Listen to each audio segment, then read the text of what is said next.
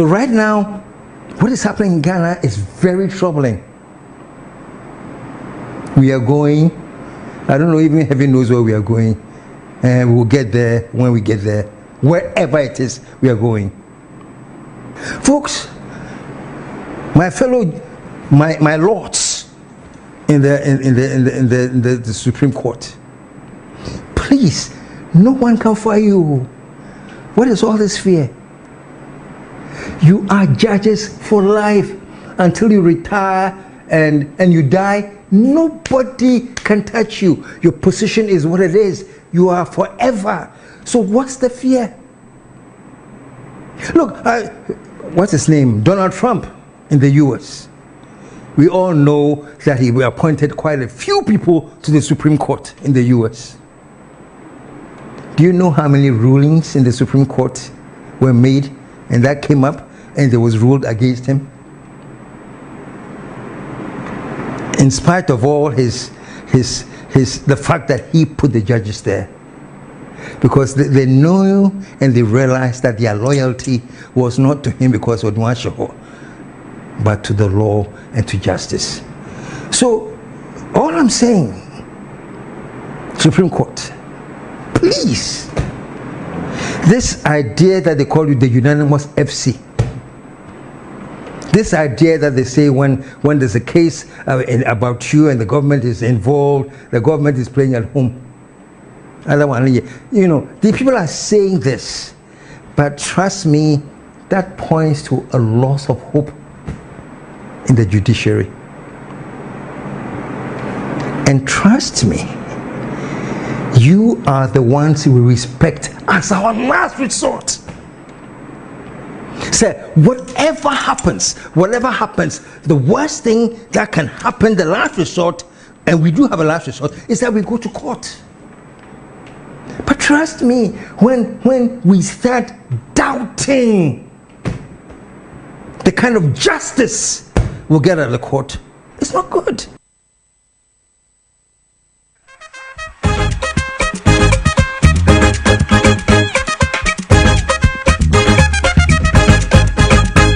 The victory of Mahama.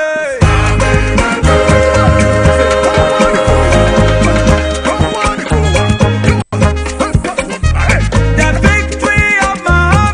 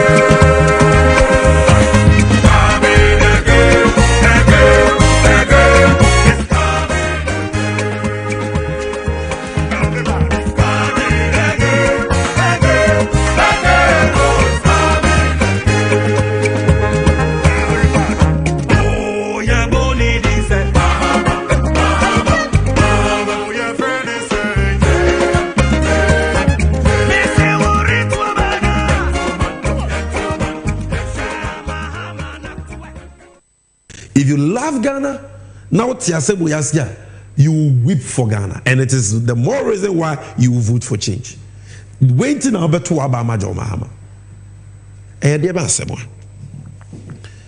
Ghana, Amamu Papa, you started Kamamin Kebi, you are all and started here Ubu Yintino.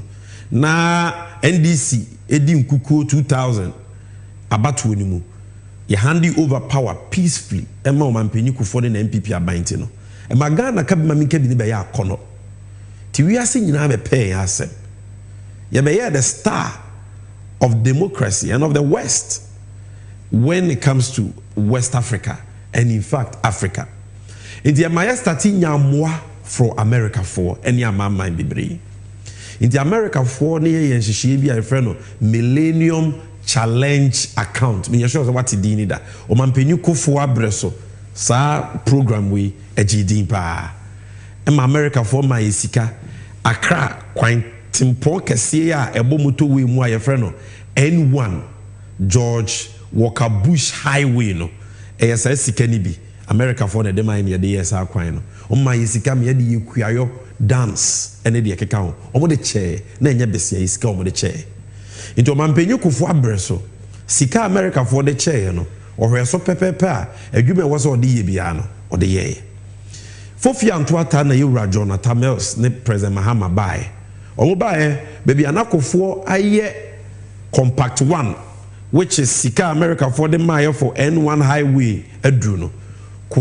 Ye papa Tamils ne John Mahama so beto so implementing projects ni nyina kama. And America brofo say hey Ghana for my ade. Ye ma keto na hweso yi de ye be ma kese. Nti se ye de ma kofo na Mosuma Bama so na bibia ye kama de ani sika ne be ma mo bi maka ho we de be ma mo $490 million almost $500 million na sika ne de ma mo se de be ya how kese pa ba ko a o my Ghana e face no wo de betu ase e how ben e ECG samre no ECG de ka ma ECG ntimi ntua I was say ECG to Keniamu, a buying cement too.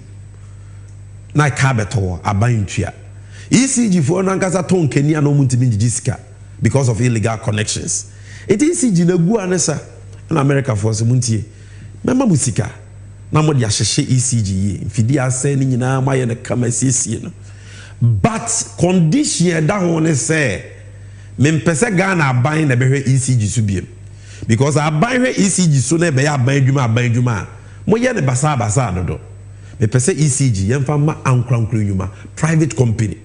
Na private company na manage ECG like a private business. Ye yene sa there will be efficiency.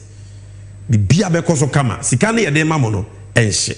PDS no ne kofa bae na me kire wu no. Ena John Mahama ne na ban say ate.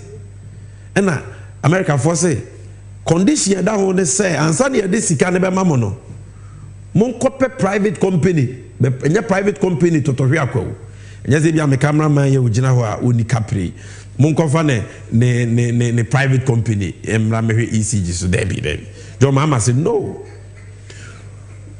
America for say no what you need to do and they said for private company o sika no one India ye de hwe nyina ma hoden so financial capacity owosika because ECG Japade na sombo sika bebre worth over 20 billion cedis and do dey ma obi say won hwe so no manage a e wo so obi owosika se BBC a obetumi akwa akwaje wade na pe obi onimdie wa nyina mahoden mu no hwe ECG so eno na ma president Mahama fiti ase e private company ma yenya private company bi a ye friend miracle ye won krata sem nyina wie ya ke ye di ECG mano na nka America fusike private company ni aban ahwe ama ye de wo se ye de ye tudum so ase ya solve power crisis ECG gina ne nanso ane ye to aba na NDC ku position o mampenya kufu adobai o mampenya kufu adobai a o se John Mahama o ye na dwen se o de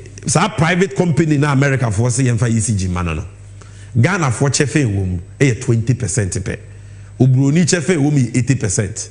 Enti memi akufu ado de mempenesa me pese sa private company no Ghana for chefe wom 51%. Hey, and yes I asempa. Se Ghana for betumi anya chefe so dia. No betumi aye adwuma na ya asempa. De ehia ne se obefa Ghana for a omo meet two conditions America for them aye. Omo wonimdie technical capacity, omo experience. That's the technical capacity. No more sikaso. Na agreement a parliament pass say ye nyina so mfa nya san hyehyɛ ye we nyina ne se de ebe ma ya hu se company ni wo sika ne se oba onfa aginamu krata amra aginamu krata guarantee emfiri ono no company no ne bank ho worth $350 million because bank bi be ma sa aginamu krata na ne che se wo sika e da bank ho because aginamu krata ne kire se wo Japade na ye de ma no be ye ne basa ye be call bank akọ jisika bank na di aginamu se asemba obitua and bank no so nie gina mu kwa I just say wo company no wo sika ho and a parliament for years she say go and bring a bank guarantee of $350 million na ECG emfama President Akufo-Addo by also Ghana for wo musa or the free 20% ako 51%. Why not de manua or the akoma ne namfo?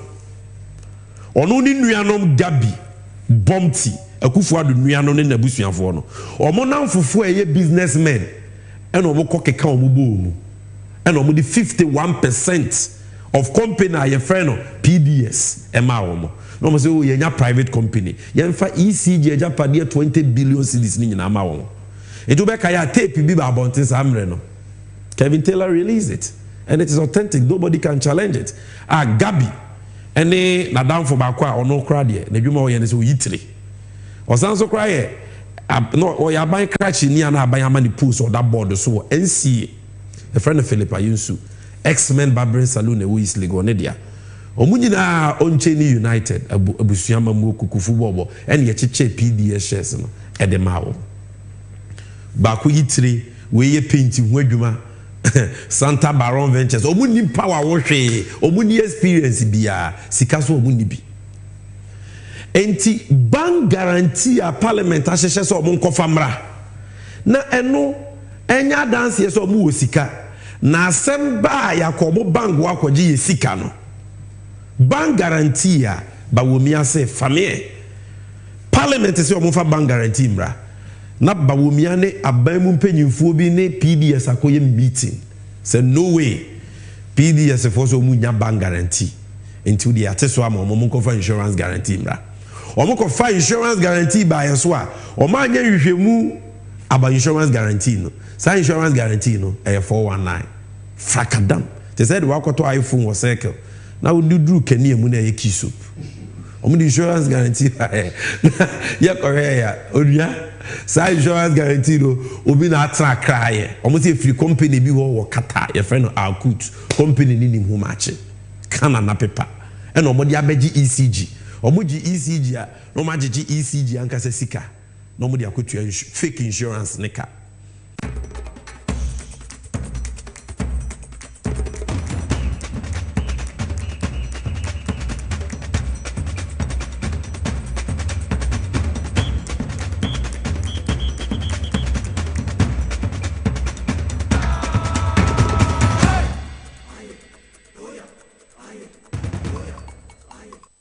Live on TV as was and also on Power 97.9 FM, the hottest and the biggest conversation in Ghana inside politics. Here to our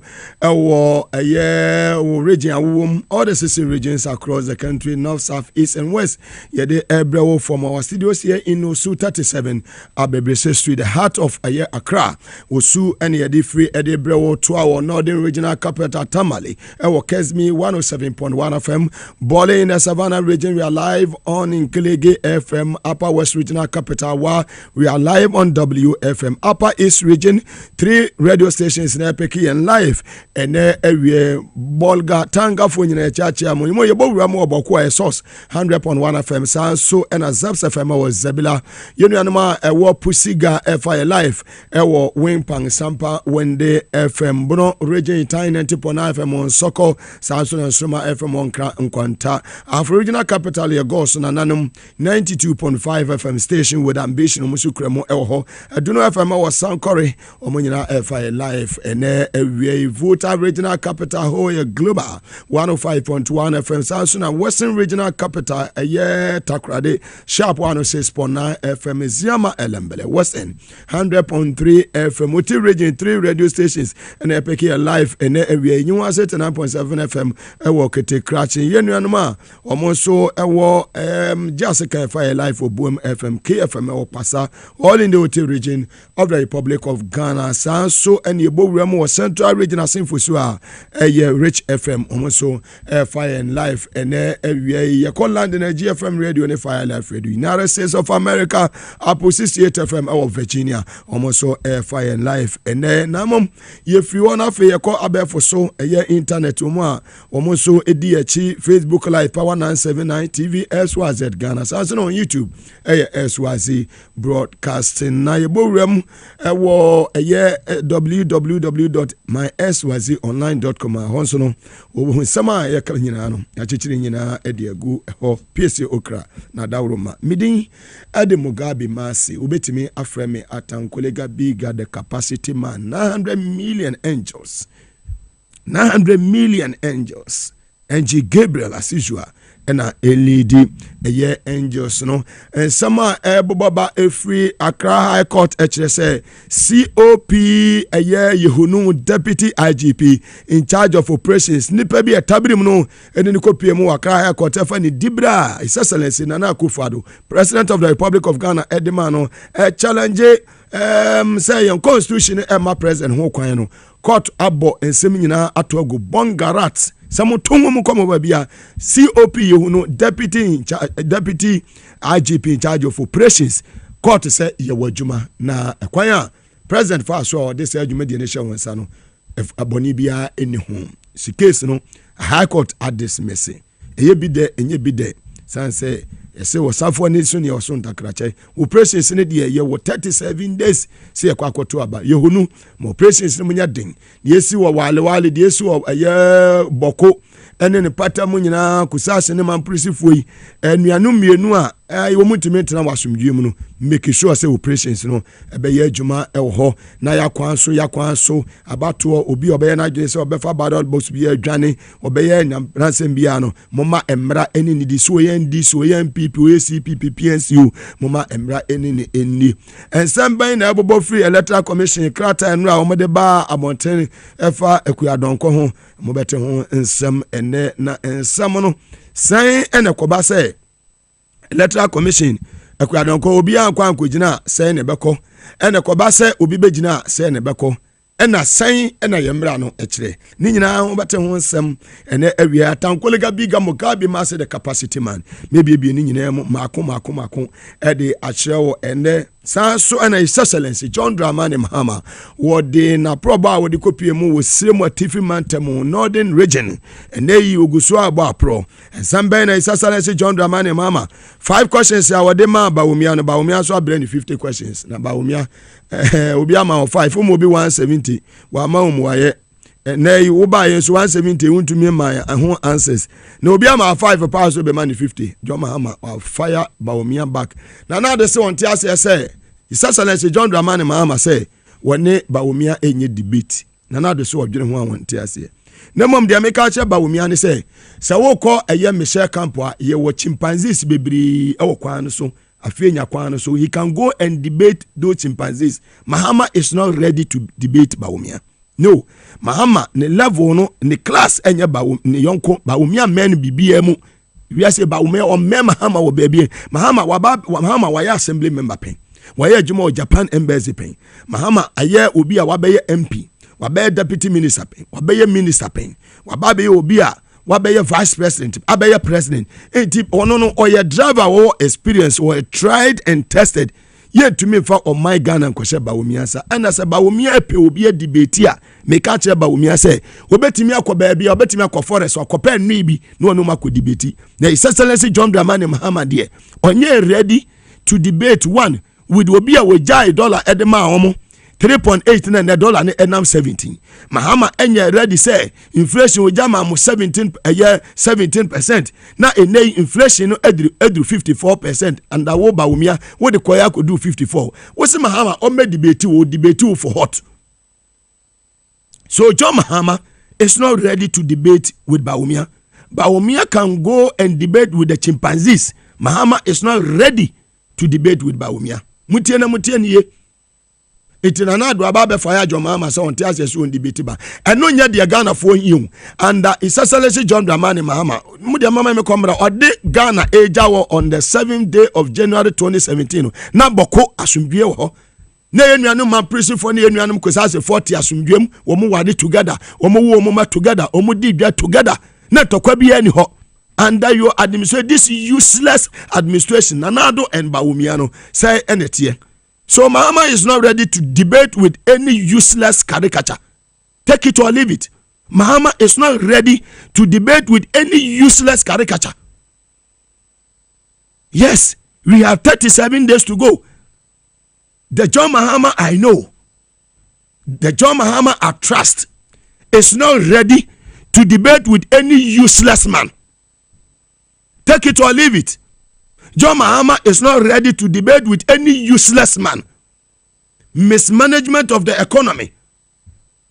John Mahama, you ready, say, when we will hear debate, where you tried and tested, where you driver on your mate. So useless statement from the president calling Mahama to debate Bawumia. Who is Bawumia? Who is Bawumia? Why? Will be a chairman of the police council. The man who cannot manage his own house, who cannot manage his own region, Wale alone, you cannot even manage your own home. And you think that Ghanaians are fools. We are not fools. Ghanaians are discerning.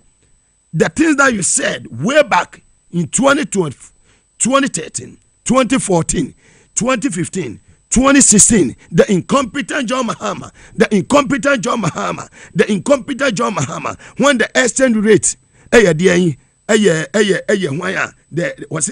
the fundamentals are weak, the exchange rate will expose you. Today, the fundamentals are very weak, not just weak, very weak. The dollar that used to be 3.8 is now selling at 17 Ghana cedis. And Nanado, you want John Mahama to debate with who?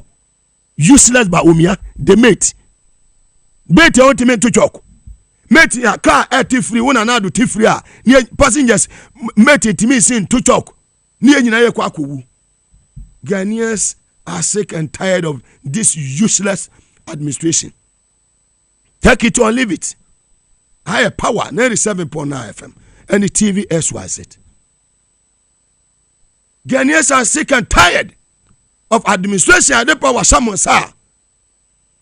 Yes, they say how to say a year Boko Haram and Abe PM Ghana.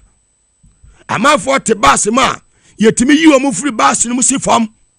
Near catch your beer so I find a Ghana card in the Emra. Ghana card and Abawumia. I say a who here. Essene interchanges no, and the Ghana card in the crown now walk northern part of Ghana. Ye yini hewudi ne din ye hu say e man purisi na yakwasase fo na gina kwa no ma e din ye man purisi fo din a you won cross they will kill you. Ye hwe din no na say din no ayakwasase din na ye man purisi fo gunmen na gina kwa no ma they will kill you. We abanfo kan ka tanta we aban boni we ayi will be a wasi edu o mansa show monsa after 8 years ye hu 37 days to go. And as I said, any idiot can go to court, any stupid man can go to court, any fool can go to court. But we in the NDC, we are not ready to go to court.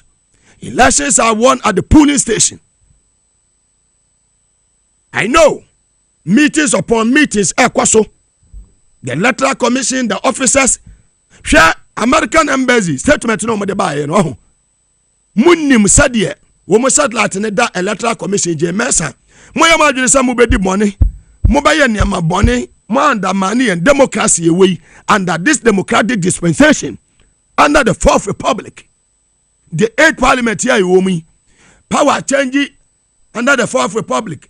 Wo mo di to ba je eye oman ati kamima mikabi amemwo mu asan yewura eye this democratic dispensation ya to aba but enya any useless president bia the term of office aso a wabekọ no obeka say me hand over power to obia me gi to me free nsem. Useless president of the republic.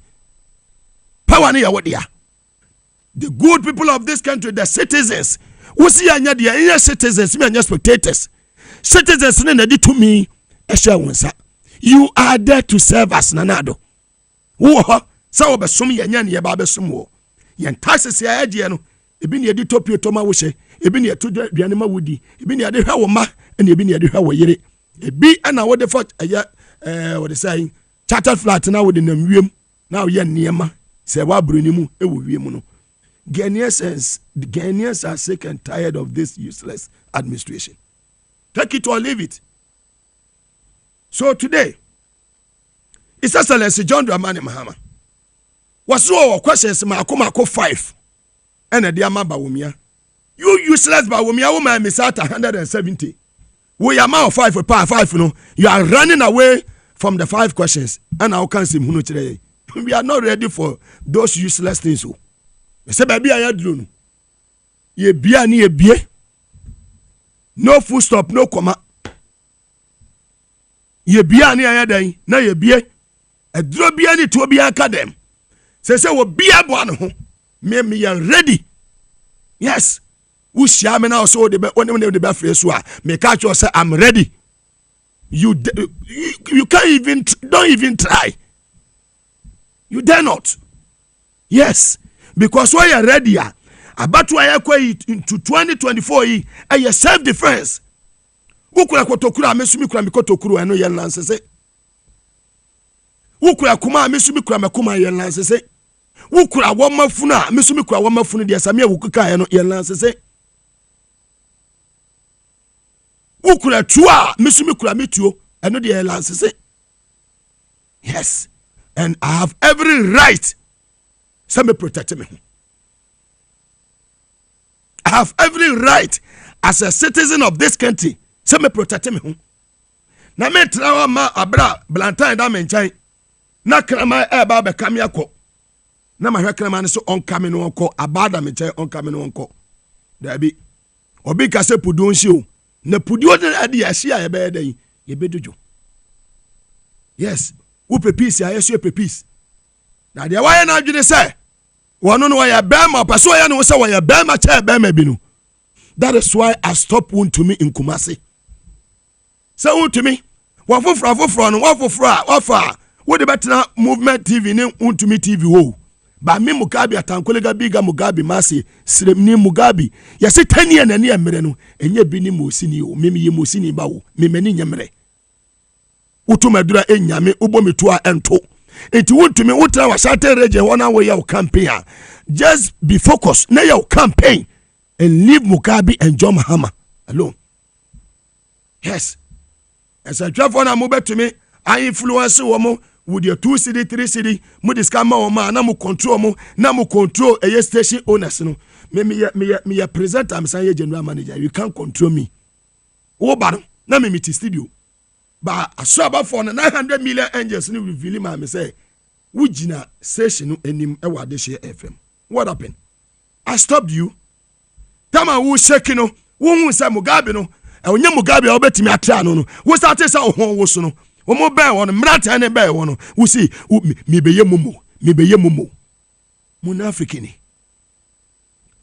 And today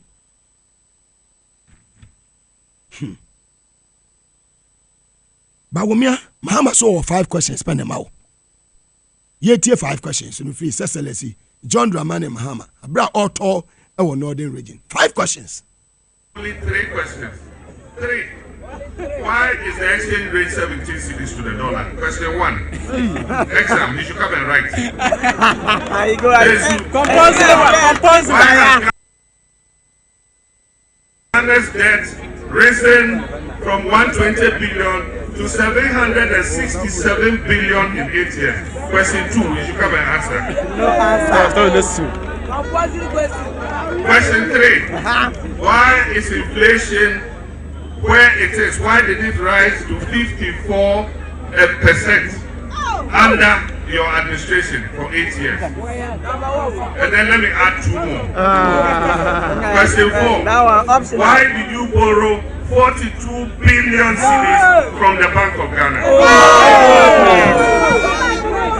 Why did you borrow 42 billion cedis from the Bank of Ghana? He should come and answer those questions. We don't need 170 questions. Yes. 170, if he wants, he can answer them himself. But Ghanaians are asking him 4 questions. He should come and answer those 4 questions and explain to Ghanaians why we are where we are. The last question is, why has he run away from the economy to digitalization? Yes. It is a why and why you are free economy home. Digitalization, right? Everything digital. And His Excellency John Dramani Mahama and that's sorry ya. Mahama ebisa Bawumia 5 questions you. Bawumia says 5 questions on Onyano. Bawono see 50 questions at the Major Mahama. Can you imagine? Yes, Beyano, you are the head of the economic management team currently. You are the vice president of the republic. Sika mo borrow from Bank of Ghana. More printing from Bank of Ghana. Exchange rate, ya na 3.8 ya edru 17. Any baby a yedri. Now ka osa John Mahama kura de ka ho say mi jai boko asumdue mo de ma. As chairman of the police council, dey tin na nei boko ehwa asan eja asan to obi. Na yeti wa yese Bawumia say wonu su 50 questions at the Mahama. Ana Mahama say me bisa 5 wunyi 5 na no. Wo say wo ma me 50. Yeti John Mahama response to Bawumia. And you see, Bawumia is so empty. Where you empty, yet John Mahama. I woke up this morning and I saw 50 questions to me. It looks like our vice president has just learned those things in the 50 questions the way we used to learn Baba, Black Sheep, Humpty Dumpty sat on the wall. Because I asked you 5 simple questions on the economy. That's all. Simple questions that Ghanaians want you to answer. You go and respond with how many compost plants, did you build, how many this did you build. That is not what the issue is in Ghana today. Let me take you down memory lane. In 1992, there was an election in America. It was between Bill Clinton and George Bush Sr. At that time, the American economy was in recession, the way the Ghanaian economy is in crisis today. And people were talking about immigration, talking about all kinds of useless things. You know what the Clinton people said? It is about the economy, stupid. Today, I'm repeating those words. This election is about the economy, stupid. It's not about all those other useless things about who built how many compost plants. Answer the 5 simple questions. And you can't hide behind the debate. You don't need a debate to answer the 5 questions. When you ask Emisata 170 questions, you did not agree to go and debate for him to answer them. Ghanaians are asking you 5 simple questions. Just answer them. Akufo-Addo too, I've given him 2 questions. He should come and answer them. That's all Ghanaians are looking for. You have destroyed the economy. That is the truth. Even if you look at the 50 questions he asked me, he has skillfully avoided the economy. There's nothing about the economy in those 50 questions. And that's why I gave you the 5th question. Why are you running away from economy? Because you were brought in to fix the economy. The economy is in a terrible state. Just answer the 5 questions I have asked you on behalf of the people of Ghana. Eti Mahama say, they say the West nanu yeshibawo useless ni stupid in yes. So when I sit here and you hear me firing, na me ka fool stupid idiots na man for ntiase. Besides the economy no stupid. Answer the 5 questions. President will say answer 2. And they Nana do say one no de Mahama ye ni nyina won tiase na adete na Mahama akoka se umpe debate. Debate no was wo hia debate. Answer the 5 questions. And amunam na apia atiagu omo so na sebe jimie sa jimie sa and I win a better number 3 and I win a better number 4 sebe jimie sa na da bia me ka se wo kra ni fia ene nkura ya dan edi awurusie so okra oni fia me fie meje nkramadi asini nipa best security air dogs meje nkramadi asini nipa betime adi ohwammo baabo kraman who treating well obe protect you 24/7. Obama the awareness. What you say? We be baggage na no and ho. What I said there when he be there when he bet it. Na do on. Se woni ba omi omunam no mu po ho Mahama kasa ho. Kama bi wan so a po so otimi nka. They can bite. The center itself cannot hold. O minor sign, o minor bo. Ko ensentwafo a enei also mo kan kre a kire Ghana fo no hwe wo dey check the various social media platforms na hwe. Siva Kanye interested in Damparia or say Ghana Police Service. Paul Adomachiri it onya interested. Because man me, woman na do na point is. On my of Adom TV onya interested because or enjoy. But on my here many kwame me kan here many or hine babu amabene enya obrempon enya beposo enya menua Captain Smart ya dwene o man Ghana ho yie niti no yesi ebekọ so ayeden aka no kre a chetimamofo.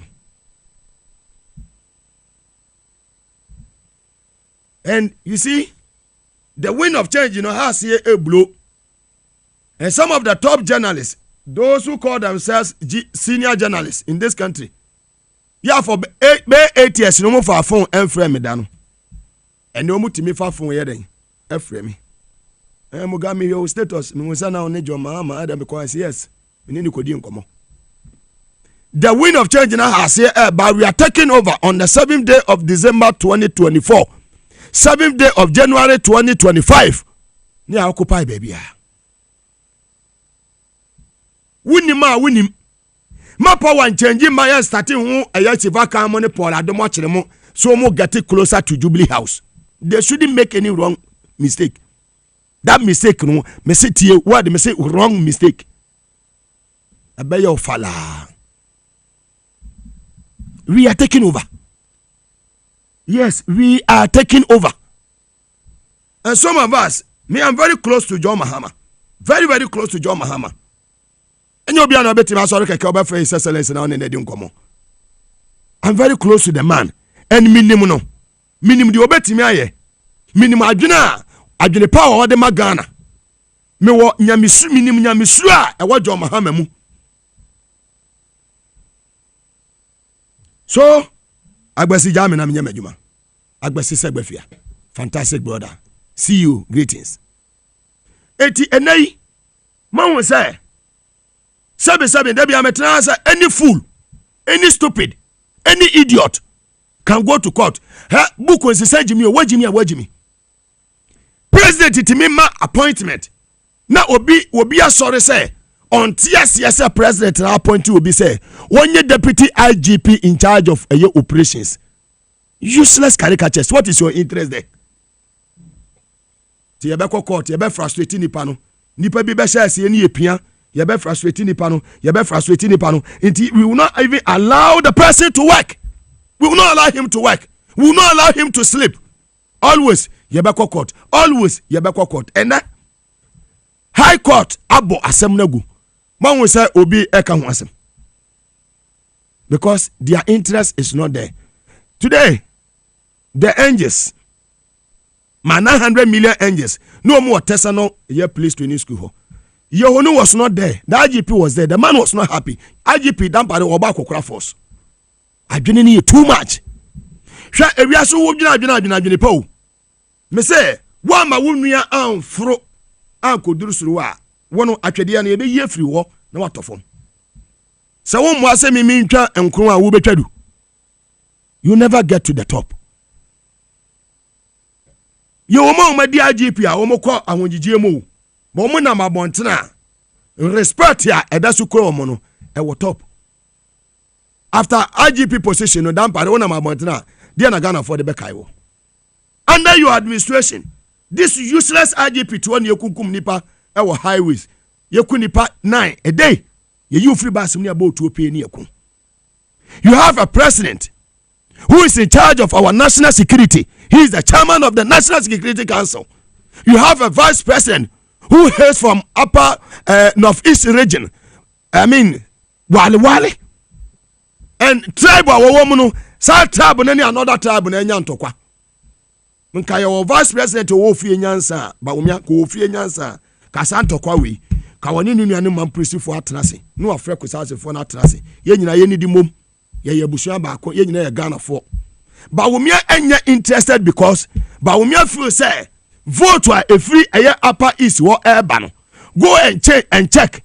Per yisi way now the ma the various constituencies, the 6 constituencies in the upper east region, Pusiga, Boko Central, Timpani, Garu, Zebela, and Binduri. No, Korea will move vote. No, Nina Atwaye, Ati.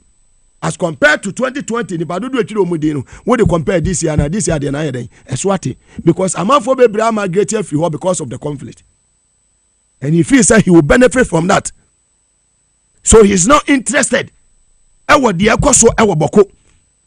The useless president Akufo-Addo is not also interested. Inti enya omo esenfo ne ko. Nka ye sori one day ana ye ba sori ana pasai. Ye kundi pa 7. Ya amafo ka ekọ eye chebi sa kuro na ehya na ho no. Na Akufo-Addo kuro mu no. Ka ekọ ho no. Ye yi passengers esi wo kunipa 9. Ka Akufo-Addo ko duru chebi dadada. Ka ba womia wa ye dai wa duru chebi dadada.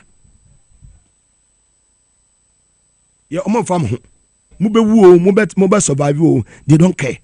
And innocent souls menya kusase ni menya mampurusi ni senior air police officer ni ade ne kopay ni ekono, senior immigration officer ni ade ne kopay ni ekono. The interior minister is not interested. The national security minister who is supposed to be on top of our security issues ono nam na pajamas no woro. You have interior minister who say want 2 minutes 5 minutes want to mean 2. He says the interior minister managing what? Which interior? And that BNI, NIB, another useless institution. Woman, I'm go tano. Woman, I'm no more the peggers. Who name me BNI, me a national security mini, we useless. You are not on top of issues. Your security ninja. You were IGP, he is not on top of issues. Instead of him making sure, say, the police, everything information. Woman, Gamba Gabe communicate. Tamalifobe communicating and that this useless IGP will go Ghana Police Service PR department will be to kasa. Regional commander to me granting interview, deputy regional commander to me granting interview, divisional commander to me granting interview, regional PR to me granting interview. Bibia a Grace Akumfi. Grace whatever. You try asa.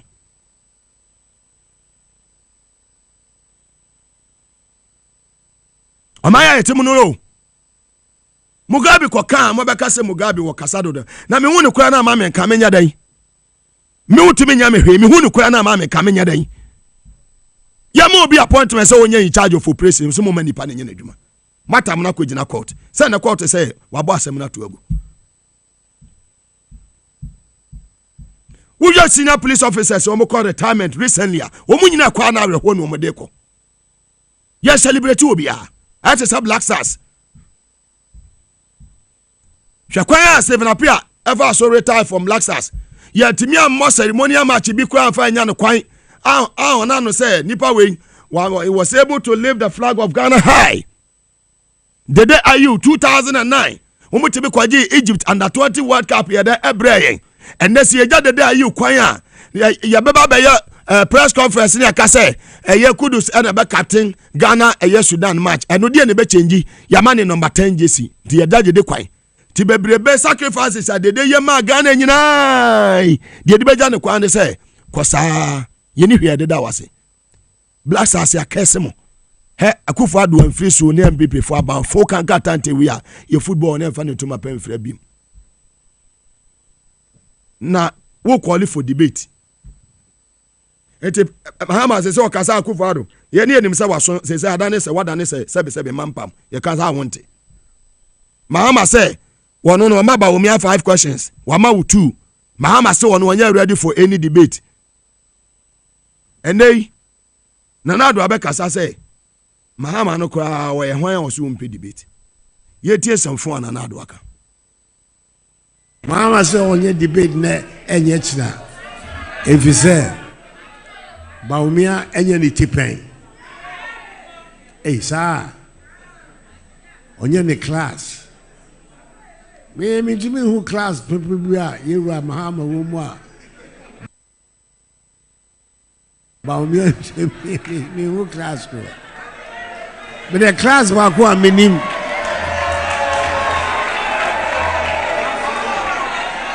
Class ba ko aminim. Yewura Mahama ewo mu. Class if it's time I say that's it. It was my woman who was the debate in here. You be debated the CD and $1. You be debated security and at the end. A crown 4 way, you know be debate. Share and some information I have from a US. Actually, I say a car Ghana ya bought our Asante Bedia to information I catch they say last support machine in the CBD too so. Now on my way every day a car ya bow bedia to just say the information application ye machine in free so our bed obeko. Now on my way bedia to so for so Ghana any day. On my way no mababa ya krono. Bedia to front line no crofo and the contract the more COVID by. Bedi etuo no mfaso be papa be pa na Ghana wane na kufa do ne anya free omo so a ya bebo no ho ka wa America sa eya mini umienu a ke yi life support machine da me yeko yes ra ba mu mpanifo de atete na ye ne kura nipa no wa bra mama ne ko omo ya papa fo kura omo wu ko me papa wo me ba wo wu ko enye bedi etuo mo sankofo we ohun omo di bone wo man mo wi o man ni sika PDS ne yakeka ho wo ma di bone ye wasa power change ne prosecute wo me de make an say life support machine ye we sika munya no kwan no nko nemom me de me bompa ya saka saa bedi eto no beba be ka asefo ho ne ho beto no na waba na power be change na oni na kufu ado ne ba wo mia kro no ma bo wo man we amamo fon mo de ama wo man we no na o man no joma ma ba yetimi prosecute wo nyina ye nyi wo hwe nyi ado a na ye Wednesday right. And then Gabriel na lead team. Makachi o se ni power pom de hu hia. Metra wo ma sebe ngun kwase awuo. Ye wo doctor bi afa ne sa Dr. Amponsa. The whole Ghana obi agena tom. Do some machine mu se ya lie bi ye ha wo bia no. Seconds. Na ho ato. And hwe me medical account ha. Sa we NDC ni oko primaries na wulusu a walusu. Me champion John Mahama any NDC agenda. Mini independent candidate biya any kasubom biya. So NDC mu na wodo NDC. Na on baby eye campaign say Toma Mahama peace ni de men to ma no. Nyame betua woka. Na sabi uye jimifo. We NDC ni ba na ho amamwo we fu amamwo fu kanka tanta ewe mu na wonnam ni wakọ primaries wo lusu wo se wonte ho ase etia ni obekọ independent ni lusu say seat na we jimifo take it or leave it we mambofo ya wo se edidi ani se ma wonsuo kura de ka ho no na de metete ani say Afram Plains North nipa no nam o parade ne ho se we NDC ni wa file to contest as an independent. And when I'm no din some phone, would this 77 kwasi asem, what to Mahama and what to Amami. Munafrikini. Minianama more Afram Plains North. Mide the enimuna a yenuya ba bet you. Here the enimuna a yenuya ba a betty. Na sa caricature way, Munini even so cramame. Baga biga way. Wakwa no luso ampa ba bentra na kwafo bi so mo ye NDC fo na mo nama na mo di we sa we baga biga we eche sa kwa ye campaign ama no sa wo support John Mahama na wo do NDC a sa sabe nkwase asam na samfo no munya idie wo wa Afram Place make catch now say wo tu zu ade ama eye Mahama no na wo to za ade ama Betty case close ye ni mo bia o so ya independent bia That useless caricature no one very careful. Yeah, serious or mine mo. Who ko independent ko jina ba bia kasa we end this ni to mama Mahama na to mame. Na se metis ade ni biema wo bete wo samia. Me se metis ade ni biema wo bete wo samia. Baga biga. Hwe na otwe wie ye nua ye Eric Daxon. Yeni na da bia TTV so eye program of Central Region ba da bia ni agena wa too. Yakọ eye Winneba eja ye kodan ye manifesto no edi no. Dana ni nua no oto anananom ewo ensiedo. A very young man, 39 years. The can say nyame efa ne kra ensie busua me ate. Say nyame ya adoma na wotwe ya wieye ana omo bepe no eye krabre ewo mfimfin mantem. Inti Central Regional Executives ni nyina ye de yakokese ena ede mamo. Ye wo mra emu eden ye wa reho mrim. Ye kam ho abusua ni nyina. Inti Eric Daxon abusua ya mo mfimfin mantem eni baby e wo wiese afa na baby a eni NDC abusua ne the umbrella fraternity. Ye kan say Nyankopon fa ye nua no ne kra anye den ensie. E ma ne yire nso wagya wo mu wachiri no. Di mafu nyame enka wo ho na omo ho ban. Baby ya duro ne de. Man champion doctor is in the house. Doctor Amponsa, capacity doctor. Thank you. You see me the new title amount. Capacity doctor. And anyway, there now the my doctor. But I see very Kajagum. Mechia ahwefo ne atiefo nyina midin de Dr. Amponsa meka jesoma me se wayaresa fie. Dr. Amponsa jesoma me se wayaresa fie.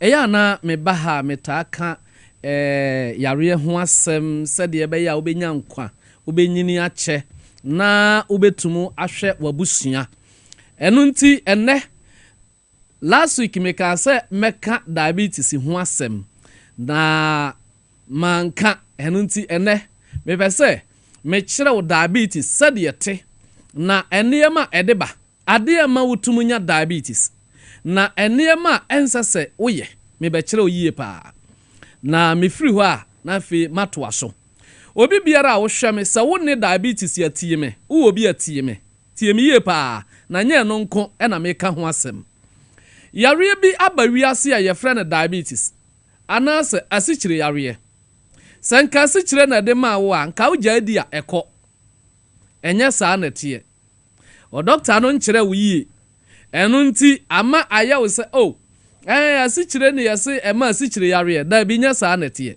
bibi wo yam mami free ni sei enipadua na nyame bɔ yɛn no wabɔ bibi wo yam a ɛwɔ obrɛbo nom ye frɛ no pancreas saa pancreas no na dwuma ne sɛ ɛde insulin no yɛ adwuma ma wo ye ka sɛ insulin a ɛyɛ asikyire a ɛma wo energy ahoɔden saa pancreas yi ɛna de yɛ adwuma ma wo na pancreas no kwan a ɔfa so yɛ adwuma ni sɛ wodidi na aduane no yɛ adwuma wie a aduane na yɛ adwuma wie no ɛbɛda ne sugar asikyire a broni se insulin saa asikyire yi ɛno ana ma wo energy sɛdeɛ mekae no na sɛ o pancreas no ɛyare a ontum mfa saa asikyire no ɛnyɛ adwuma ma wo enti ɛba saa asikyire no bɛkɔ akɔfa emojam na broni aka akyerɛ wo sɛ wo diabetes na yɛn so yaka ne sɛ wo asikyire yare Dr. Amponsa Herbal Hospital majumani sɛ wo pancreas no yare a me collect wo pancreas no na masa pancreas no yare na pancreas na bɛyɛ adwuma ama wo ɛba no saa onyare diabetes biem mese mesa wo pancreas no yare sɛ pancreas no ho tɔno a obehu sɛ adwuma bi wɔ hɔ sɛ ɔyɛ asikyire bi akɔmmɔgyam sɛ ɔtwede yɛ adwuma ma nipadua no ɛba saa onyɛ diabetes patient biem wayare afaduro ɛna anasɛ years bebree diabetes no nkɔ ɛgye wo ba Dr. Amponsa Herbal Hospital na me collect wo pancreas no na pancreas no yi asikyire akọ mogam na ahotọ kama mede machine bi aba ye friend magic machine sa afidie ye de siw pancreas no so na pancreas no cells na awu no ya nyane no na afi pancreas na start aye adwuma fufuo mpo wudi a megidi se etumo do wafa diabetes yaduro 3 years 5 years 10 years 20 years 25 years to 30 years enko aduro na ofa no ebesa yare a anka menye sure say ebedi wanyi ya nanso hwe mra wafa aduro akoduru so far asikyire na akọ unipadua nom no ese unipadua no ama wo nyini force babi ense asikyire kwa akonti ama wo brother no kra yare ena jonso kakra bi ba brother na e wose wutu american te sa obe jonso wo ho affectia ko affect wo prostate affectia ma se seidie wa ho ode wo mpam kra no asai Dr. Amponsa ma promise o say ba bibiara wo hye no bra na mensa yare ye was Pinterest Coastal Junction unya duru Coastal Junction ba was a taxi station bi wo buso omo say o hwe Dr. Amponsa mo amu Kumasi nyina Ashanti region ye wo hwim Tigo Junction taxi rank wa ene ye wo sunwane ye wo New V Arena yasi wo Koto Krunkwan no so no ne wo positive wa e ho nso oba abeto ye magic machine na make ho asem no sunwane de bi ni ho ene ti sa wo ye obi opesa oba magic machine so a ada so obeba Kumasi ana Accra magic machine adwuma ye ni obi awo wachi kase ya wo ya che a enko just 20 minutes ebejai obi awa yare sisi yare a enko ya the magic machine si usu a 20 minutes pens ni nyina bejai obi awa yare sciatica untini aya wo ya che a utriti a enko pens ni ntumu nyai o ya wo no eko deep 20 minutes magic machine be ma pens no ejai obi wo ho wa yare be se ne kotodwe ene ne nan chese pens ni nya easy minu ya wutie me magic machine waba owo maso ye ho oba ye bebo awo asa yare sawo ye obi a wo yare BP abribia metaka se BP nya yare nso ufa ho aduru obebusa sa adenti a doctor taka se BP nya yare hwe BP ya ade a eye wo a ada se wuntini mu asisi se ye bie entini no mu ma wa onyare BP eko se wakoma aelaji a BP be kosoro ye kolete akoma no ma wa BP no be ba fom se ekuro ba wuntini mu a BP be kosoro ye kum kuro no ma wa BP be kofom sa wo ye obi a bibi wo wo boha a ye kan se lance sa wo lance no mbie yi a wo pin kama emma BP be kosoro ye tuti a ebeba fom se wonya entirimu anasa nipadua mu kuro biara ebeba no ebetumi ama BP akosoro ye tuti sa yare na BP be kofom wonya diabetes ya BP be kosoro ye tuti diabetes na BP be ba fom wonya typhoid BP be kosoro ye tuti typhoid ma wa BP be ba fom so even malaria mpochew na ekosoro BP be kosoro wutiti malaria BP be ba fom sa wo ye obi a wa yare biti se yare bi a achewa ache na enko no etumo ma BP kosoro eno ti bi so doctor na say edian ena ma BP kosoro a o ma ho aduru ana BP na aduru na ode ma wo ma wani na ho na bra na yenhwe adekora ama BP yare na yen solve adekoro no de basa oni BP biem obi se doctor media me yare stroke da fie magic machine aba tese ama ayaresa no kra na aye simple ama yen yare a yebesa no 1 year 6 months no magic machine wo ho no 2-3 months na ho atọ ya wa yare bi wo ho a oba ya onko onsanfa yare no nko enkrofo bebre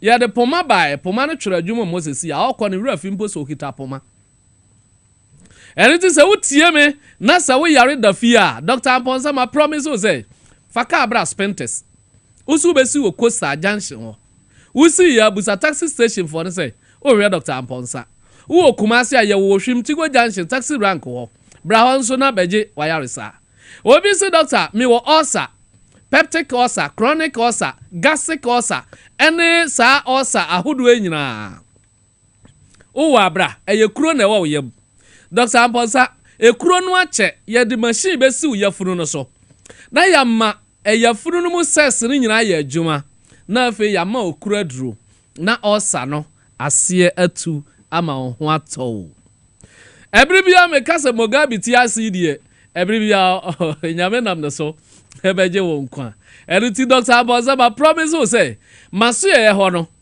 ba bibiara wo hye emfa no say wa bo modern na bra na obi free Cote d'Ivoire obi free Nigeria ba hospital ote elibu ose ekwanwa ote takrade ose ekwanwa jaika ayarasa kwanye wa wo hwe nipa etie Mugabe abrochire na ye free abrochire bagana hospital a minu ya wo hwe me ne you be surprised bebre ba beda hotel onko na busuampo na ya sane yare na wasan konachi enunti se wutie me na wo yare da fia ma promise o zebra enkrofo a mu hia awo se opet twins kura me ya ma nyame ama metumi enunti me kasa meje me hudi me maso ye ho no enya se wo be kase an me de me nyini me nya ogidie na ebe sa yare aduro no ene me magic machine de ogidi o onyini o ebe sa yare enti se wutie me ne na wo da ho fie na wadwen ho se o me yare we die enkoda me maso ye ho ba ho ebeko eye compose se yare no ebeko eje wa ma unya banku ade a ene Dr. Amponsa mesa yare ama ho ato na nipa wo betra fie no wo na wo problem na ne ebeba de nyame na meso Mugabe ebeje no nkwa ne mo number no na wa frɛ me ene ma mo number no ntem ene ma me mo number no na frɛ sa lines we frɛ me baako eye 0243 eye WhatsApp esa ye calling number 0243 11 08 75 0243 11 08 75 0243 110875 ena Tigo line oni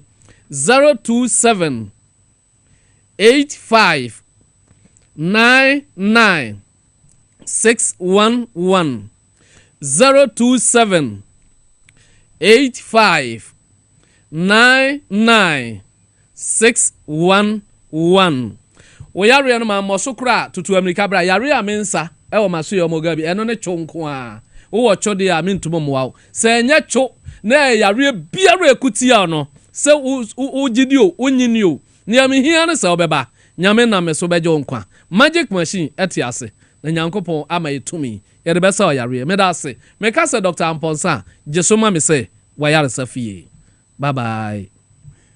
Okay, but I see. Yada nwaba yeba Alessa Nelson ene yakugane ebesim kwenya.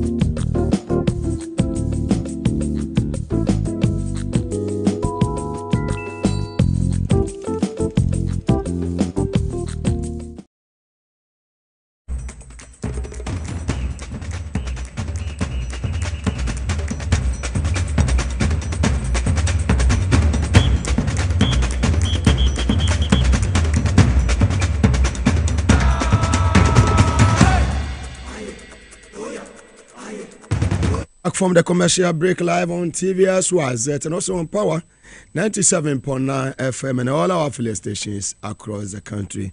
And Association Kunyani digest issues from north to south, east and west, all the 16 regions across the country. This is the #1 political talk show in Ghana, Inside Politics. My name is Mugabe Maase. You can also call me at Town Colleague Bigger the Capacity Man.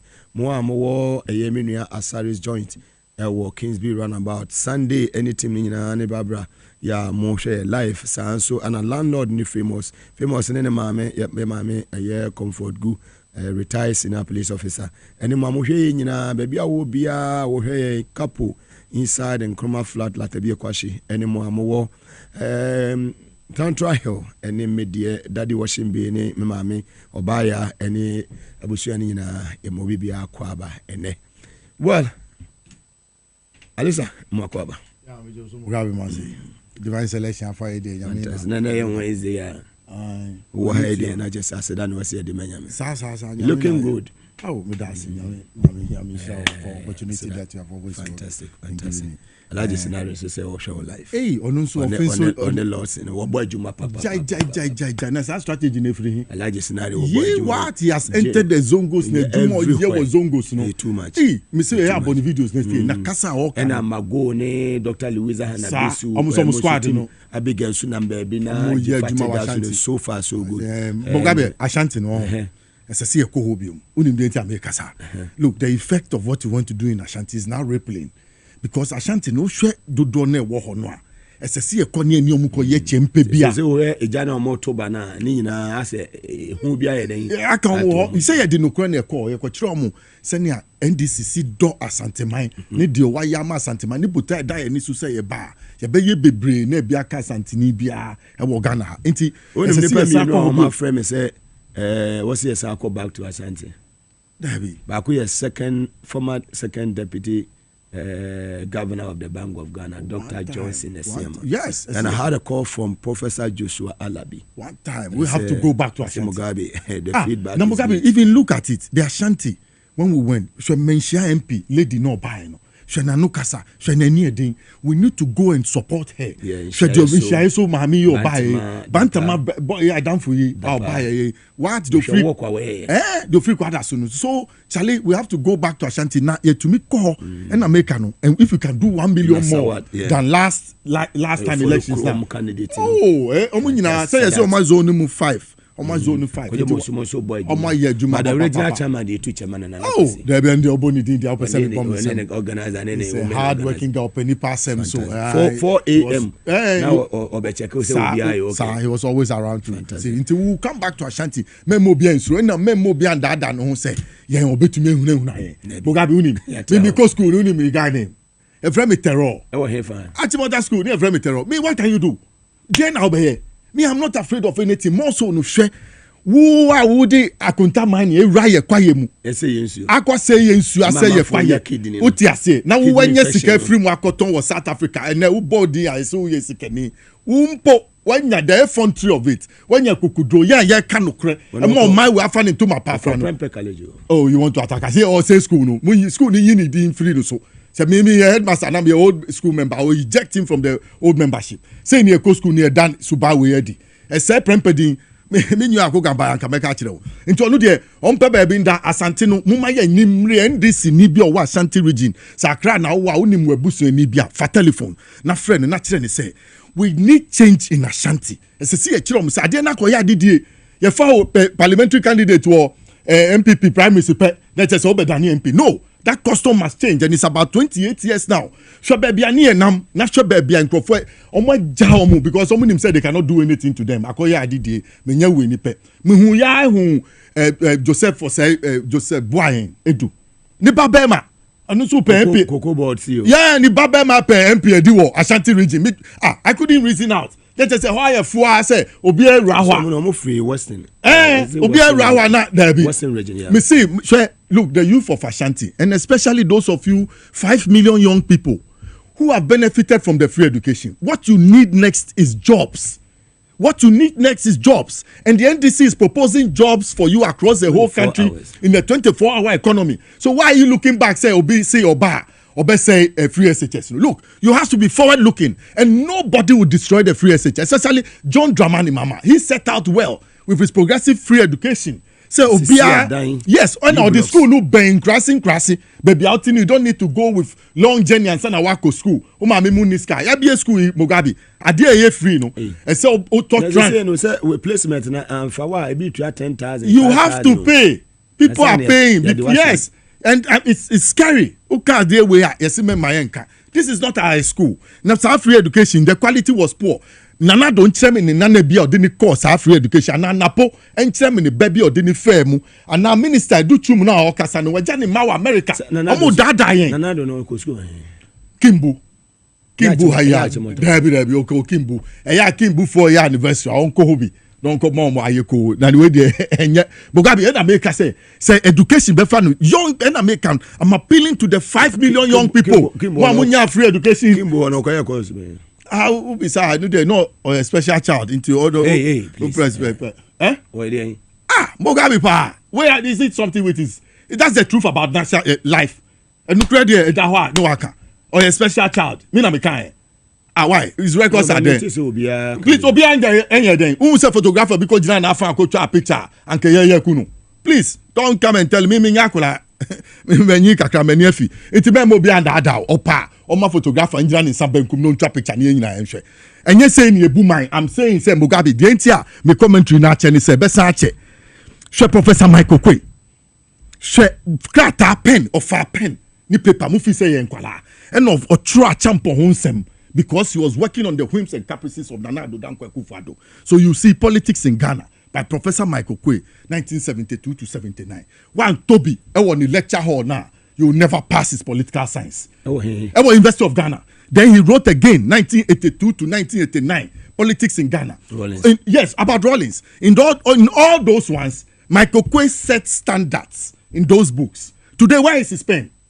Where is Professor Michael Kwe open air yo? Open air no can mark against a champion. No can mark against Rawlings. And men can open air yo. One town no can open air. Adjeko no can mark against opadi Nana Addo Dankwa Akufo-Addo. Ke boni nyen gbonto ma nyen ma jene ka bu man. We want you to write and so that we read and we begin to examine the standards you set in your book against a champion and set in your book against JJ Rawlings. Yes, he must write because ni suban biaba ni suban onu party atro letter mano. And now we're taking action based on Article 3, Section 9 of their own parliament. That time, this same Andrews crossed carpet to be an independent person. At the time Parliament was in session, he was an MPP member, but he crossed carpet. So he was not an MPP member, so he came on that premise to come and remove the man. Today, what has changed? Is Cynthia Mamle Morrison a member of the MPP as we speak now? She is not.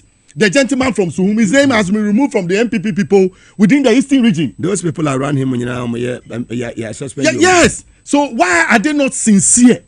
Sincerity, which is key to national development. Why are they not honest? I'm saying, where is Professor Michael Kwe in all this? He should be writing. He said he made a mistake when the party had written to him to go ahead and do what he did to Andrews. He erred. He erred in what? Omo General Secretary never pen a throw letter. At the command. So was it under instructions that he had to do what he did? And America said the impasse between the Supreme Court and Bagbin will not get us anywhere. Bagbin is above. Oh, look at his demeanor. Look at his composure. Simple and down to earth. And our response so excellent. It's beyond their thinking. Some catcher say those on the bench, they are novices. I would not withdraw my word. I'm saying they are novices. Only experience to touch the matter. And that is why let's not go to that. We won't go there, but we said look at Bagbin lawyers. You retract that novices. Novices, no. Mugabe. Alisa, retract and let's move. Fantastic. My withdraw. But in my mind, and you been for and they need to get more schooling when it gets to this. Mugabe, there's an opportunity for the NDC. Because the judiciary too is showing signs that they are being controlled by the executive. No, or a few people. We don't have any evidence. Let me show you the trail. Alisa, Mugabe, let me show you. I want to do analysis. I'm not coming to accuse. I want to. Mugabe, let's leave it. Let's leave it. Fantastic. But I wish the speaker well. I like his verve. where he's coming from, he has shown that or your informer or poor mining ye one go school says school now what calling knowledge now what gaining or the best say or mine but to the be your mining ye no miner fanning to my pa afra into Yankopon Sano or baby I will continue to fight to make sure Ghana gets on this into Mugabe memo beyond that 5 questions to Baumia what tier 5 questions it's a mom no be because Mugabe you want me to repeat Mugabe, so that we take it one by one. Say, me free time. Me, I will be anyhow. I'm from home. Very well. John Mahama 5 questions to Baumia. Now Baumia so many 50. Now for yet any response to the other 50 questions as well. Baumia at the bar, you know. Let's listen to His Excellency John Dramani Mahama. 5 questions to Baumia. Only 3 questions. 3. Why is the exchange rate 17 cedis to the dollar? Question 1. Exam, you should come and write. Why has Ghana's debt risen from 120 billion to 767 billion in 8 years? Question 2, you should come and answer. No answer. Question 3. Why is inflation where it is? Why did it rise to 54% under your administration for 8 years? And then let me add 2 more. Question 4. Why did you borrow 42 billion cedis from the Bank of Ghana? Why did you borrow 42 billion cedis from the Bank of Ghana? He should come and answer those questions. You don't need 170 questions. Yes. 170, if he wants, he can answer them himself. But Ghanaians are asking him 4 questions. He should come and answer those 4 questions and explain to Ghanaians why we are where we are. Very well. Afeete His Excellency John Dramani Mahama moka we aba omi akoda wona onene na adu ni nyina popo bribiri achi wo mote se de achi Alesta Nelson e Supreme Court in 2016 yetie ensema John Mahama aka afa 50 questions ya Baumia enso edi amano no bi se ba me answer 5 o to se me so ma 50. Oh my God, are you my koiko yango e tria. I woke up this morning and I saw 50 questions to me. It looks like our vice president has just learned those things in the 50 questions the way we used to learn Baba, Black Sheep, Humpty Dumpty sat on the wall. Because I asked you 5 simple questions on the economy. That's all. Simple questions that Ghanaians want you to answer. You go and respond with how many compost plants, did you build, how many this did you build. That is not what the issue is in Ghana today. Let me take you down memory lane. In 1992, there was an election in America.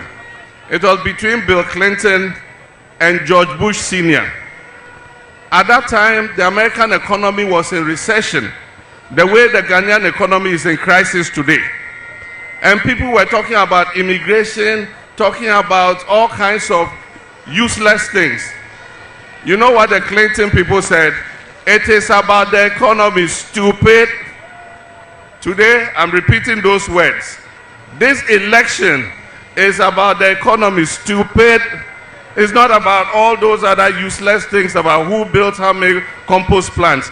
Answer the 5 simple questions. And you can't hide behind the debate. You don't need the debate to answer the 5 questions.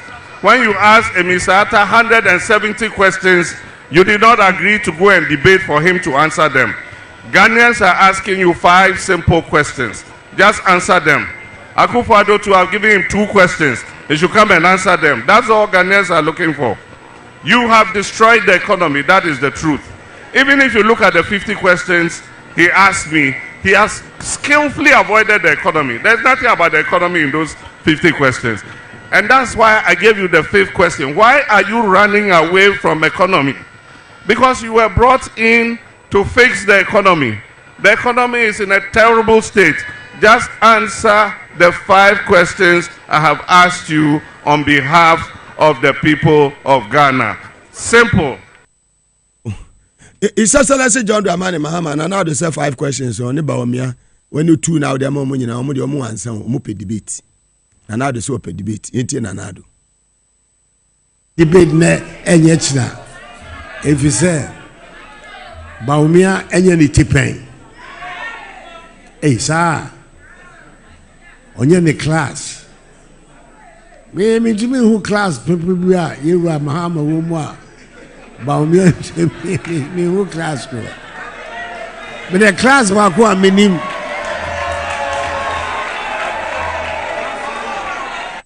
Yo, Alistair. Yeah. Yankoi. Tina me say ya Uncle Kimbu na Kimbu for ya there. No mutie ne kasa ne say. No mutwa ne fonyi. Ntiti ye na omode ma no no no odi di mampani na. Akwa we. O cassette ya obia ta ma open mampani di. Na do dankwa kufado. He criticized people la me say a champion. E fa no di na chi no etu kwan no kwa brotri no akwa press conference on ipoku transport mo. No more can champion hunsem and a champion ye say and a champion me say a juma champion ye na do ye mu 1/10 million. A juma champion ye ma Ghana no ye big 1/10 million. If you want so in some more kafa JJ Rollins or Bar Street or see your human rights lawyer who visit Rollins and Kagalam say for abanin su say for saying so and bet your matum and bet your matia kwa share the air koso na ye the solution tum. Look at you, the standards you raised. And then what Tom? So pay debate. Now we say we pay debate 2020. Ban is saying what has changed. Anyway, only fools don't change their mind. Me their charm. Mugabe 5:50. See where me and me wo position. 5:50. Me and me wo. It tells you who understands the job of the next president of Ghana. John Mahama has been able to summarize all the problems in Ghana in 5 questions. You who are in power as head of economic management team, in coming to answer, have raised 50 questions. To the 5 questions. It won't take the all can I say. You don't understand. You are writing plenty, and you have been writing plenty theoretically. That is why we have not found solutions to our country's problems. Me say one thing Baumia did, and I said he will fail, was that when he removed the 4 zeros. He swallowed it. He attempted to do it in Zimbabwe. Yes, on our currency, and then the 1 cedi became the $1. Do you know how currencies are supported? Currencies are supported by production effectively and distribution. So that if you look at America and their dollar, look across all over the world, what America does with its distribution and production. Go to the Great British Pound. If you want to support currencies, that's what you do. You have effective distribution and production in your country in order to back your currency. We are lucky, we have gold, but we don't have effective distribution and production. So even whatever our gold does, because the politicians of this time, party, they have stolen all the gold through some of their MPs. I can tell you some of them and their wives. They are engaged in galamsey. So, look, we are not getting the benefits in order to grow our currency. Production is almost to zero. We have excess supply of electricity. For the past 7 years, they have failed to utilize the electricity to give it a time of use to our companies to be able to start a 24-hour economy. And when John Mahama says he's coming to do a 24-hour economy, people who are talking about their agenda as being possible now are standing saying the 24-hour economy is not possible. It means that they themselves, their agenda is not possible. But I ask you, how is it possible that you can become president? You have been given opportunity for 8 years. It is possible. Yes. So how is it possible? When Nanado flew in the sky and went to bath, you have not made any comments about it. The standards Nanado set before he became president, that behavior alone, we need to hear from you. Nanado took $58 million of our money. And this, yes, from state coffers, that he was going to build a cathedral. You are a Muslim too. You also deserve a cathedral to also pray in, don't you? Why didn't he give you portions of the money to go and do it for the Muslims too? But he has used all that money to sink a hole in Accra here and broken judges' homes and destroyed the scholarship secretariat, memoirs that the country must keep going forward. He has used that $58 million to destroy. You have not questioned him. Swimming pool. Yes, you have created an artificial swimming pool. That's why I said 5 to 50. Me and me wo opposition. The entire ma being seen one no. Me the assemblyman that from John Dramani Mahama. My son DMP that. Yes, I've worked with the people in my local people. I've understood it. I came into politics. I also became a minister for communications, a very sensitive area. I distinguished myself as a young person in politics. Yes, if you go and check what they did at the time, first, you know, over call artist Ofuka, Eko Timbotwe ho, Ewo PNT, my Bonnie Dean move of Timbotwe. Was an engineer at the PNT, Post Intelligence Ofuka. Yes.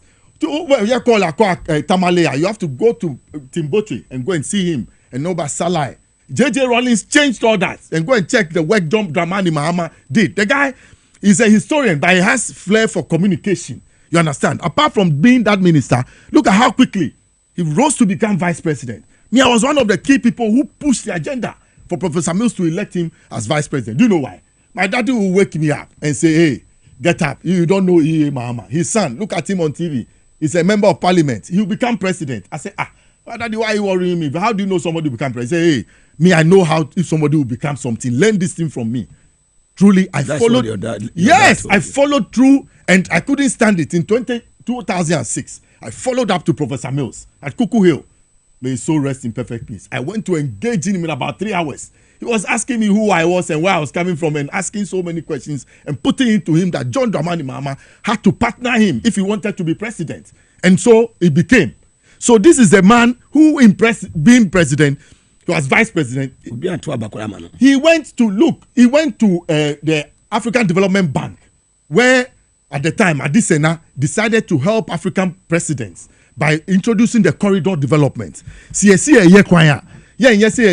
Accra to Kumasi. Along the road, we must have schools so that those who live in those communities who cannot buy cars to trek that road will also benefit from that development.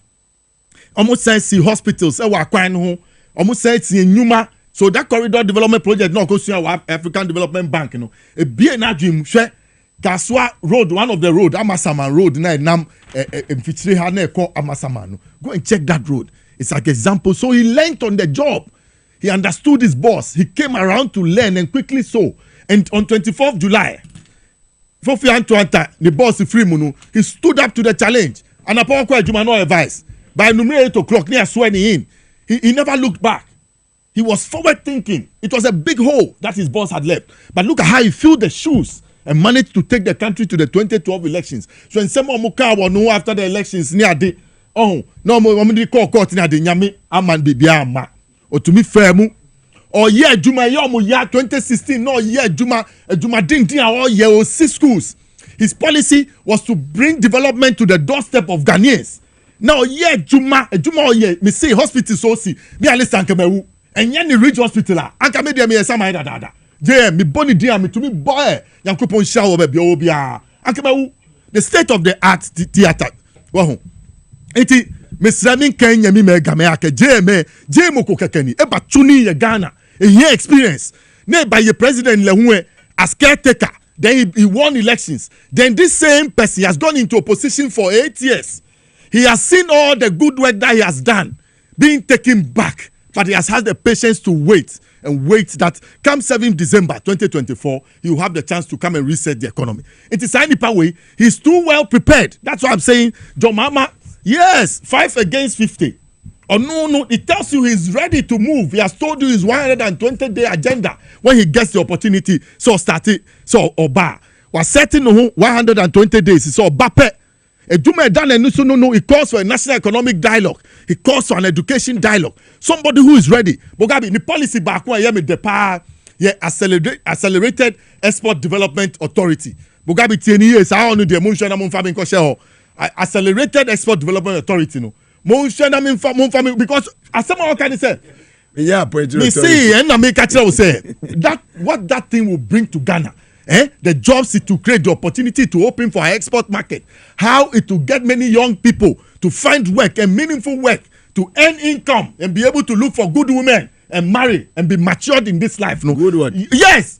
Good women, you see, that why they are preaching gays that they cannot find jobs for the people. But why the NDC is not talking about gays that we want to provide a 24-hour economy that will put money into the pockets of the young people so that they'll look for good women and marry and start families when they start earning incomes and be responsible. It we against gay. We the BBIT ain't to me ma say baumia obenya kwan aba betra konwa we so nimra na wadinu ninkuko na wadinu. A chance ya mao ya si agrobe so a efri anapa we do boss echi we di e boni wo krom ha saa wo awankasa we di e boni wo krom ha saa wankasa ya si o nana do the human rights lawyer ni suba nyina che so a dictator, and the constitution has given one person president the authority to do all that, and now he is misusing it. Others have been there before. Even JJ Rawlings, a military person, he has been there before. J. Kufuor came and saw and that and conquered. Professor Mills, Many more people have been there, but this one, it looks different. And I'm saying that we must not be complacent as a political party. We must be able to get everybody around.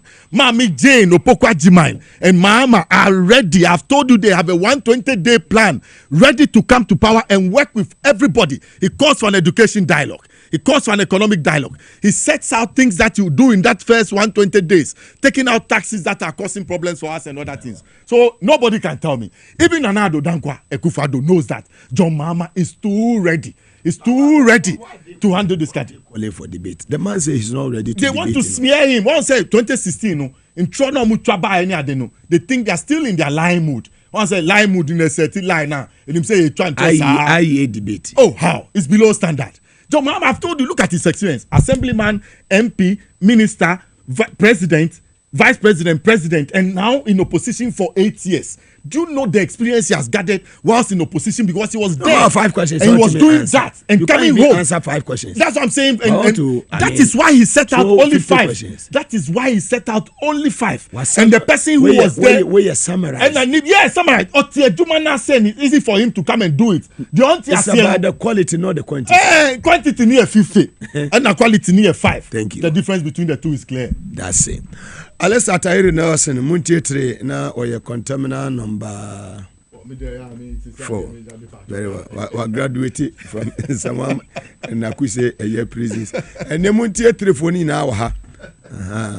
Agugan Swaba, and also come so a deputy national communication officer.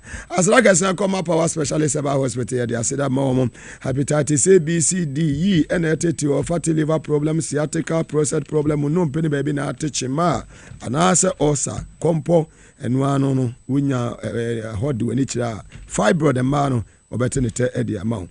We do any chat acradia or Anaji Estate or Beanaji MA Primary School. No, so also the Kumasi of Yasi Lake Busum Quantempono so your war in Kraha, Quabenya Pukwasi CB Quantempono so fair. My meal 0244 544422 0244 544422. Amuzu about clinic. Or the Amuzu Garlic Bitters na airboy, a boa mamoja timidini peduanum of Fusani ye papa, a reduce or restaurant sufini peduanum, and a sign prevent a year. Fatigue will be a crab and our bread near the to support our pancreas, a sign reduce high blood pressure and a minimize the high sugar level. Into do any pharmacy show BMA when you are Muzu garlic bitters in be able to me a boy ye papa for 0247 776743 0247 776743 ofra Yenia Amuzu or Bejo so. Safari Valley Eco Resource and Control about wildlife experience or more number 1. We do a year environment where we need a very, very conducive environment. When you be ye papa, no local and continental dishes in kama. Na ejawanya odofu bia odon the power come move feeling no man so ultimately so no so feel when I'm not just say what you say. My wedding papa we honeymoon na mo de akobo so ho. And this year baby dim kuninu. I was here chile, you have to me jojo ye home.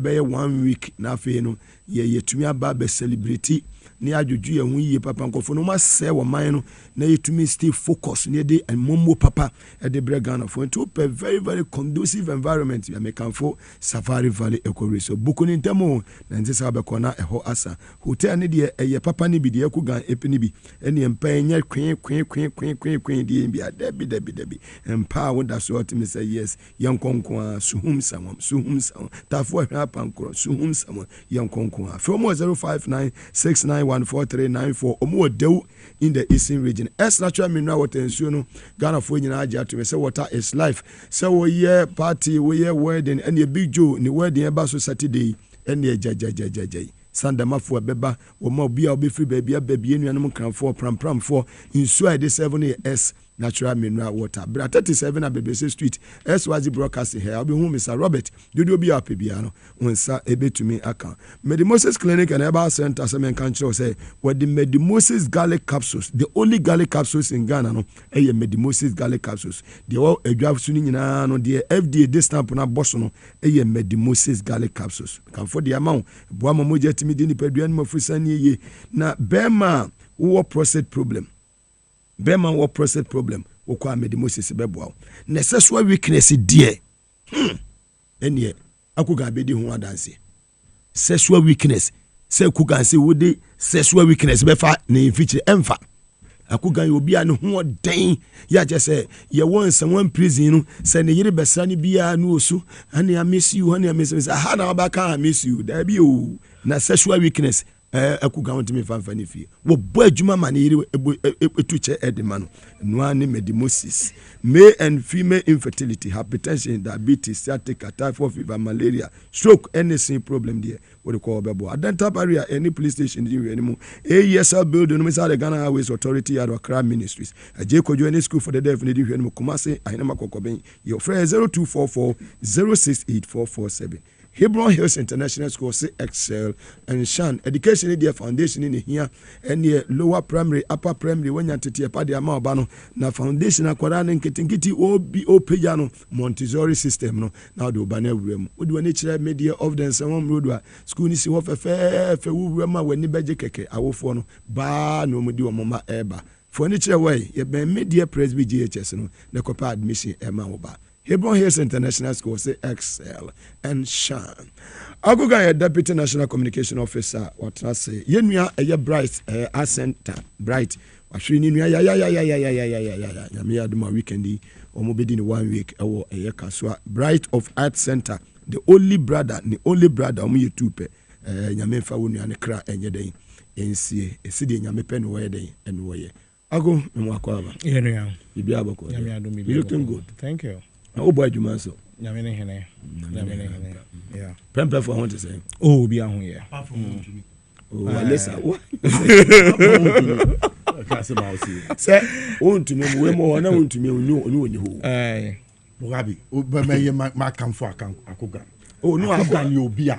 Akoga ni assassin to no assassin to. Me ka sem me bufu sen na me si minti obi a me hu ni call. And I'm who say was sending message. Oh no, let me know. Yeah, you have some. No, this is when you pempe me any pami. Akoba let me know kasa. Yeah. Saudi Arabia macho mai. But akoga be mo. Enti pempe no. I don't pempe. Na asa close alert one pempe. There be no a different person. I don't close alert no head of security no your man your magistrate. Onu de ye nyana kan ye cook ma sa kanu ne. Ne pempe ni na ubo ni di no. If because of Akogan, I'll take my sons to Prempe. But yes, our guy, no. God. Moga. It's just let's say John Dramani Mahama Maba 5 questions. On this one 50. And we'll say, sorry, I know, but yes, it will be a 50 questions. Summary and comprehension. God, over to you. Mugabe Maase. Please do justice to the topics.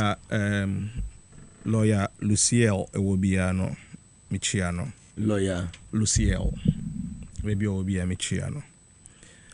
Na before I remember topic before I remember your friend is saying and then meaning the court. Oh, okay. Lawyer Luciel. Inti, I would want to talk a little about not necessarily about the ruling, because I need to find time for itself. However, it is on some peripheral issues, as I say, yes, especially on your Supreme Court. Name saying so, Emma Ghana for Inkankani NDC for Arishiemu. Say Bibia Wanemre. And that is what I want to really emphasize on.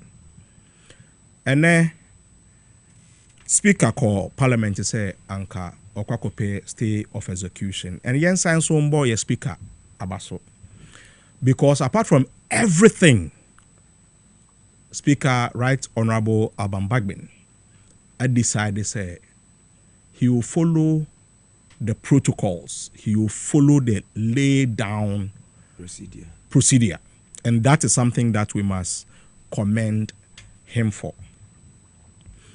Secondly, Yemisa say case ben na any ruling, you know, because somebody here Speaker didn't rule in Eba, you know, or can say Speaker by the close of day, as I say, offerly the defense on the substantive case.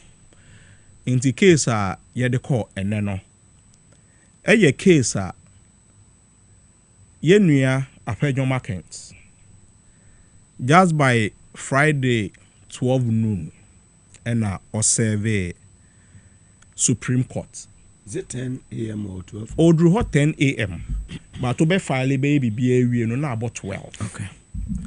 Into 12 no afei na say Yakobo Chief Justice Amane ɛma no kɔpɛ date ɛkɔyɛ ne bibia ɔbɛ na exactly na of friend say panel judges. Surprisingly na Friday obi aso nim say Supreme Court na say Friday. But miraculously that same Friday there na nya judge ba ko na na ho na nya judge mienu na nya miensa na nya nine po. But all the 5 SSO mutumi etna case na so no surprisingly by 2 o'clock na omo ho ya panel judges at 2 o'clock ade so officially wie na about 12 Friday so month na se inte kwan a omo hunu say but case bi beba no Supreme Court can sit even on holiday Saturday Sunday they can sit openyini depending on penyini you see no we bisa say how many times and I say they bang and a Friday or Martinez they can sit. But do they do it? But do they do it? They don't. What was the agency in this one? Sure. Yeah, MP a friend is saying Obu Baby ABF Husseini. Or say Sir Okoto say Enkrofo ejina ho. Na nipa baako pe ekoto ho a BBC forma ye suspecting say ebi ono no heden ojae edito ho. That is why it is a question worth asking. Secondly, UTA sa the Sunday after that Friday ruling na ye maame eko preachi ewo sorry ICGC the Chief Justice. Ohwe ne preliminary comments oye ya o say ka so me preach no say this week there anka let this cup pass over me. No bisa on ho say why is he saying say anka that cup should pass over her? Does it mean say she had some guilt and now said the course no any the na discussion na course no she felt to say morally to me in pulpit enim emprechiana etosu mienu se otie ne after the ruling no either desperately or a yoken bibi or say na parliament is not sitting, so why are we dragging this issue? Lawyer sorry ebisa na sembi or say is this about parliament sitting? Because that is not before you. And okay, so okay. Which means even emotionally, as a judge, you must be able to take yourself out of the issue before you. Unfortunately, you could see emotions and interest be attached to Mame Chief Justice. Take yourself out of your friend is saying, and sometimes Mame so for Kufuka says Supreme Court I want and no they are too predictable. And then everybody when the case started, Obia predicted say and the courts today Sebe, even when exactly, even when the court is sitting, 5 judges Obia wanajune. But you see, this time round, only one person reading for all of the panel judges. You know, it is becoming a little worrying. Dissenting views might be seen. There must be one to be. It was first one was is it 5? Exactly. 2 exactly. No. First one it was 3-2 or so. Yes. And I'm more call yes. Exactly. So this exactly. No, against them. Intino yebesre baby eniema eko sesiano. It is becoming a little worrying. Now the haste of ye maame say as say parliament ebetena say parliament eye adwuma and that was the passion that he was showing. Ni ebisa ye ho say ye kwakotena se about entertainment na happen no tunumu asem na ada ho no LGBT sema Sam George why demonstration there are a lot of things before them omo nka ho asem intino exactly intino sa prayer or pray ne ho say prayer or pray ne ho say opese otena cases na parliament intentema omo koye adwuma no ye misa ye ho say enyema ewo parliament ene no. How urgent are those issues? So 2 Supreme Court judges they are nominated. Thank you very much. So, as we speak now, and who is yes, Supreme Court or recommending Kofobi and another appoint you to the Supreme Court. Mugabe, you forgotten? Mugabe, there were 15 Supreme Court judges. Out of the 15 Supreme Court judges, I no. Kofo nominee, 1. John Mahama nominee, 1. 13 out of it, no. Eye Nanado Dankwa Ekufuado. Sesia 2 outstanding so wa omo process a parliament entenase ni inform meden emeka ho. Moving forward, eniema ben na wo court enima ye pese ye no gidigidi. Nanado pese osanso ekoji loan. And that is why I am sure say ye pese parliament etnase na ye passes her eniema no intended because time real parliament ejuma exactly separation of powers we no everywhere. There's one other thing na Ghana for she IMF for sika omde mayen the last tranche omde mayen say Ghana munye emfa so masene na governance no and cost was 300 million. And then, yet the tax waiver ababeto parliament. Say, and Crawford, Omoniema, ababegu port. Omo pese, omo clear. Yenyi 350 million as tax waiver and fancha omo. 350 million.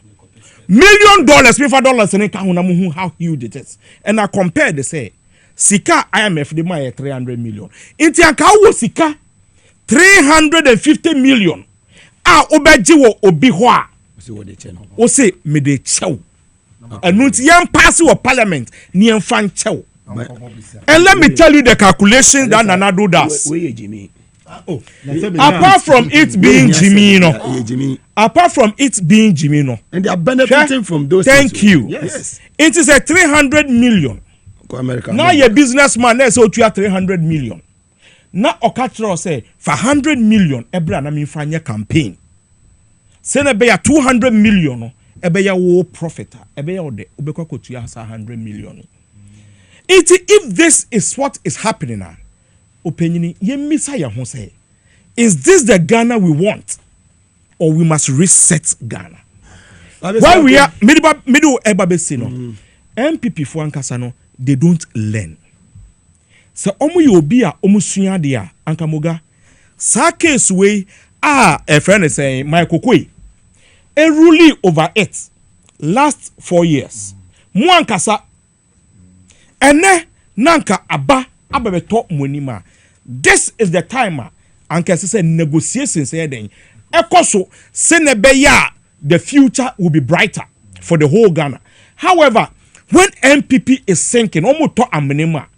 Instead they say ombeto ahoma amye yi omo efri mu no. Na omo sanso etu akofo more. But every court ruling edawenim. Inti no, these are some of the things that will occur tomorrow. Obi ebejina so a monim ebeguas. Your IOC is here. Come and donate to Akuse prison. Prison graduates. Fifi akwa. Fifi akwa na wo no that's wo Akuse. Finally on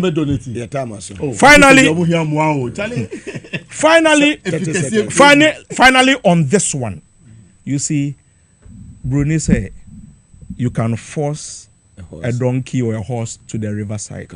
You can't force it to drink. That is where I want every NDC person to know, say, the battle is not over. We are still pursuing it.